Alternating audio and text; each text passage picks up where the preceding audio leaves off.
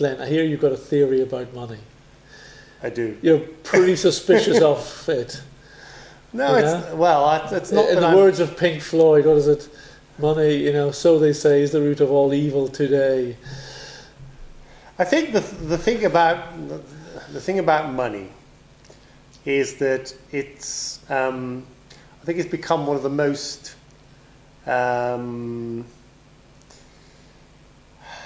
debilitating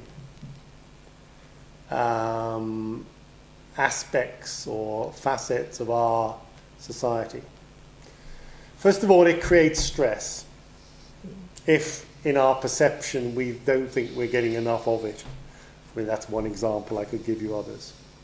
It creates emotional problems. It creates fear.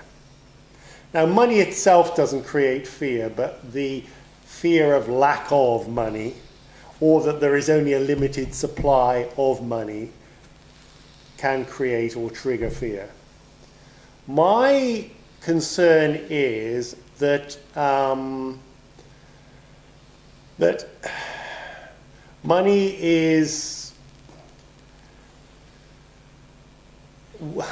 the way money is used in society is divisive. It creates stress, it creates problems for people. I wouldn't say it manipulates, but it actually, people cannot be themselves whilst they have this perception of having to strive to earn money, even though they may not be doing something that they really like to do or love to do. Sure, but are you saying that money is the issue and therefore we should get rid of money, or it's to do with our attitude towards it?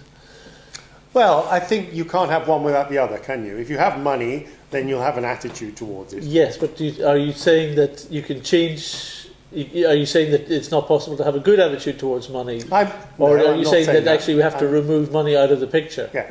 What I'm saying is, first of all, you can have a good or a bad attitude to anything, including money. That's a given, okay.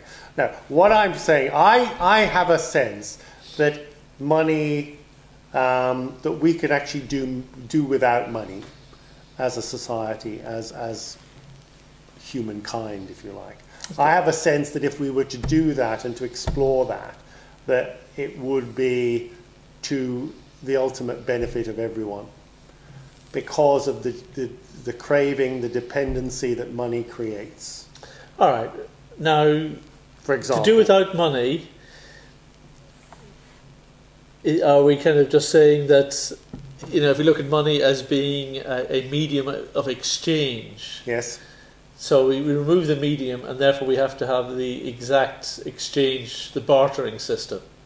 Is that what you're saying we should go back to? Or No. are you saying even go further than that? I'm saying go further than that. What I'm saying is that we create communities which are self-sufficient communities, which have no means of exchange other than serving each other for no obvious return. In other words, it's not I'll give you this, I'll sing for you. Let's say I'm a very good singer, right? Which I am, incidentally, but I'll sing for you, right? Therefore you give me a bag of potatoes. Not like that. The whole community literally exists on an exchange which is a given. So there's no quid pro quo. It's like everyone gets whatever they need, basically, including all the emotions, or the good emotions, love, compassion, all the rest of it. I mean, that's what the community would be effectively based upon. Okay, so it's a sharing, caring community where everyone contributes, whether it's growing vegetables, whether it's painting murals, whether it's, cooking, whatever it is, building homes, everyone contributes. And it's done in such a way that you have, I think, a little like some of the indigenous people on the planet, where instead of things like county councils and things like that, you have a community or a council of elders who actually are, in a sense, the politicians or the equivalent of the politicians in terms of, overseeing this. This is not running the community. It's not like running the country or running the world. There's no power base. The power is in the collective. But these are the, if you like, these are the wise people who actually oversee the community in such a way as to make it work, to make it a serviceable community that creates wealth, and I don't mean monetary wealth, but wealth in the sense of inner wealth, wealth in the sense of fulfillment, happiness, love, wealth in the sense of, being accepted, acknowledged, appreciated, all the wonderful things that we know we want for ourselves, okay? And having that in an environment which is nurturing, inspiring, uplifting, and everyone is supported, whatever their situation. Okay. Now, obviously that sounds rather nice. I think it's wonderful. I can't wait to go there. And where exactly are you going? Well, where does this community... Do you mean geographically? Well, I mean, where is there an example that you know of that matches that? There's no example that I know of that matches that at the moment. I mean, there are... But do you think it's because no one has thought of that idea before? I think it's partly because we are so conditioned to believe that what we have is what we've got. Because I've actually lived in communities like that. Okay. Obviously with my, my life as a Krishna devotee. Yeah. And there are still ISKCON communities which, by and large, match what your description is. Okay. And they're utterly, utterly phenomenal. The reason I believe they have managed to come together to continue to exist, because starting a community never seems to be the problem.